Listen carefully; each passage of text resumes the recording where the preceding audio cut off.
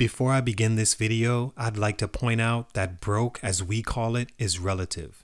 Broke to me or you may be rich in the eyes of someone less fortunate.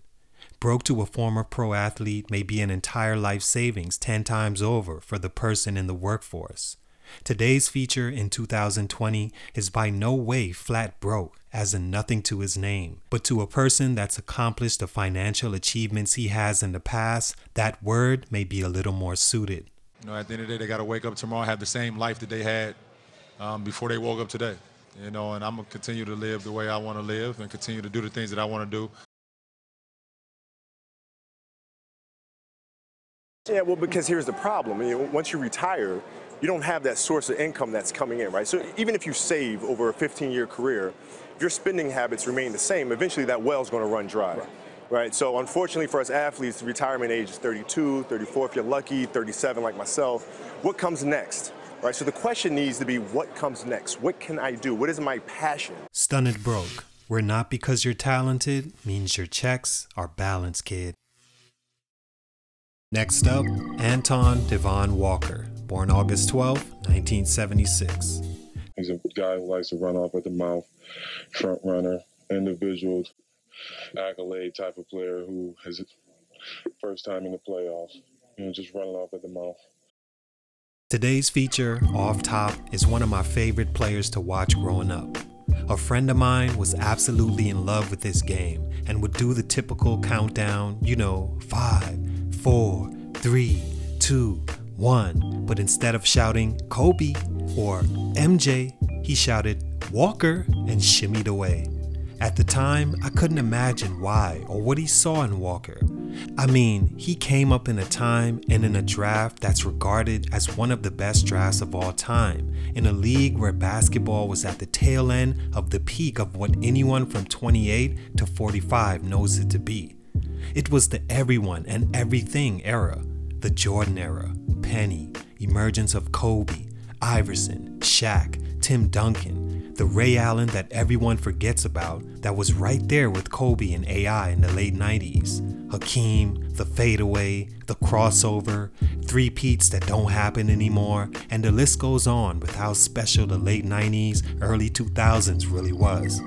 Anton was caught right in the middle of that peak from 96 to 2003 and was not arguably, but most certainly one of the league's best players. He was also amassing a financial growth expected of one of the top players in the league, from high-level paychecks to endorsements. 110 million seems to be the number thrown around, and by the end of his 20s, beginning his 30s, he'd lost every dollar to his name. Gone in an instant, as he describes it. In today's story, I want to look at the fall of Antoine Walker as a basketball player because it seems when you bring up his name, financial illiteracy always is the most covered narrative of his life. But no one remembers how good he was and the things that happened that cost him a possible Hall of Fame spot, while also telling his story the best way I can of how he eventually went broke and filing for bankruptcy. Here's why Antoine Walker's growth was stunted and how he lost $110 million. It's your boy JC Stunted Growth. Let's get it.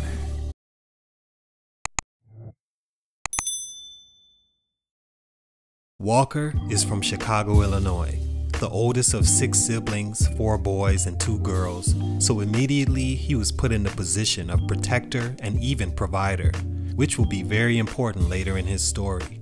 Walker was a problem at Mount Carmel High School. He was 6'9" and played like a bigger, less flashy, more scorer version of Magic Johnson, his favorite player that he grew up idolizing. He was all everything leaving high school and decided to take his talents to one of the biggest programs in the country that was already first in the SEC, went deep in the tournament the year before, and pretty much since forever, and had a few stars and future NBA players of their own.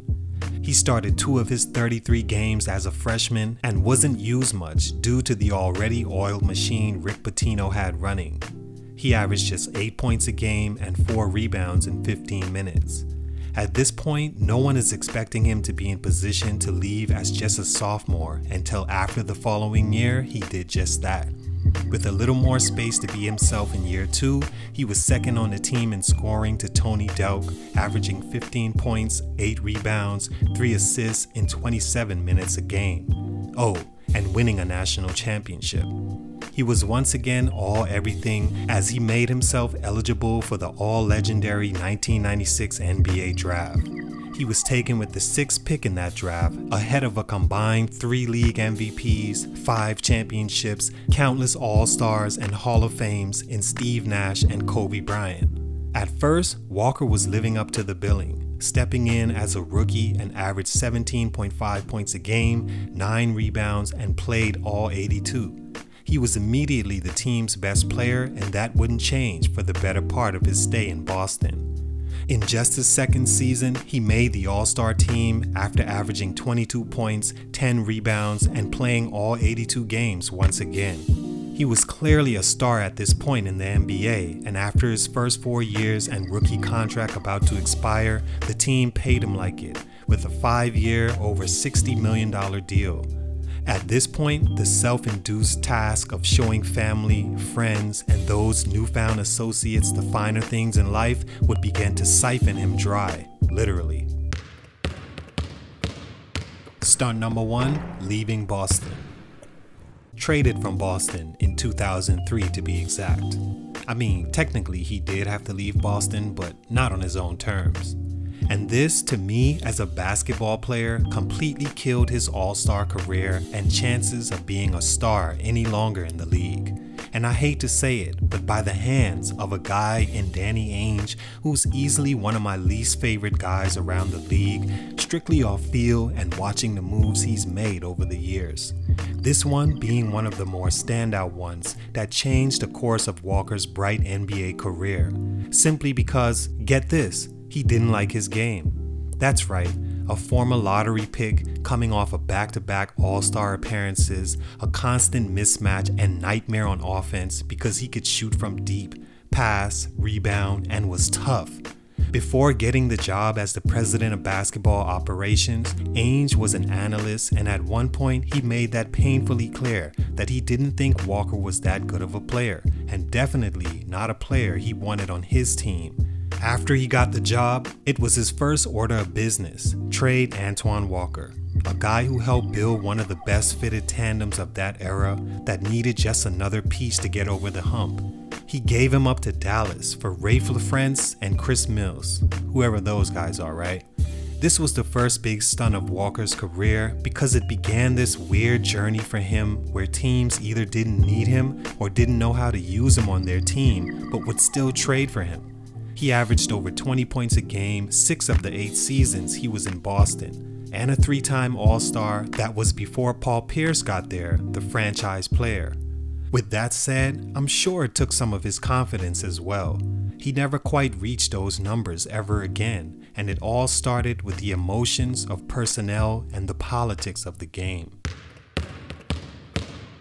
Stunt number 2, news keeps getting worse. The fact that you went from one of the stars on your team and franchise cornerstone to being traded, you were traded to a situation in Dallas where they really didn't need you to be who you were accustomed and groomed to be up to that point, which was a scorer, post presence, high volume shooter and usage player, and at times the offense initiator. Coming into Dallas that had their franchise player in Dirk Nowitzki, ball-dominant point guard Steve Nash, high-volume scoring guard Michael Finley, who did almost everything you did outside of rebounding, and also the late addition of Antoine Jamison. There was just no space for Walker as he faded to the 5th leading scorer on the team as a role player off the bench. That situation all but nailed Walker's casket closed as a potential star in the league at just 27 years old, when you should be entering your prime. That situation lasted only 1 season, and he was traded once again and split the next season in Atlanta and back to Boston. In that year, Walker still showed signs of being a good player, averaging around 20 points a game that season and over 9 rebounds. The fact 3 teams couldn't figure what to do with a player of that caliber is baffling to me and slowed Walker down to a halt as a talent. Off the floor, by this time, he had also acquired a gambling addiction that was the second stunt to his financial growth behind lavishly supporting his close friends and family.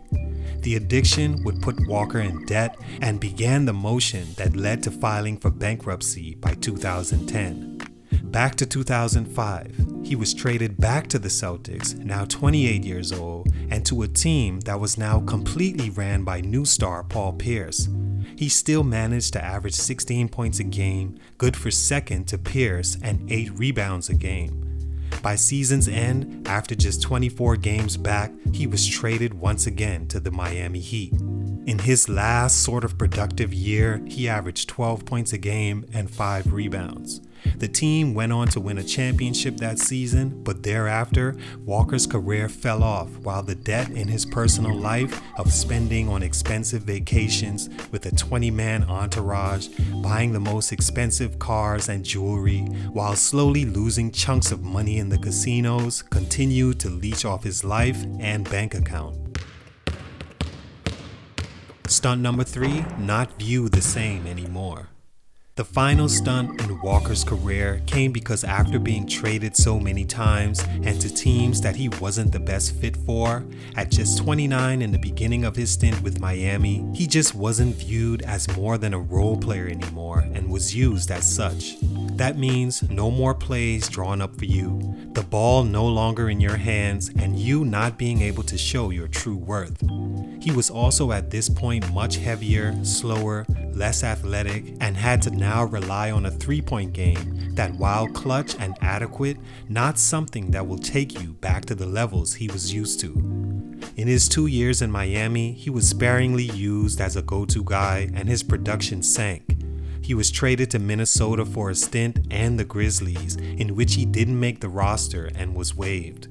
By this time, he was in debt due to gambling, the recession that hit in the middle of his real estate investments, and long legal battles with creditors owed, and also the divorce from wife Evelyn Lozada, with whom he claims left him while he was broke after his 9th NBA deal.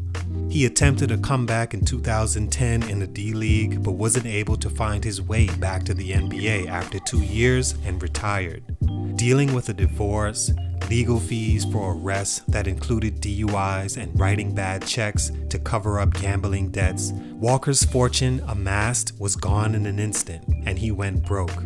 Today, he's managed to find his way financially through trading stocks and also as a TV analyst.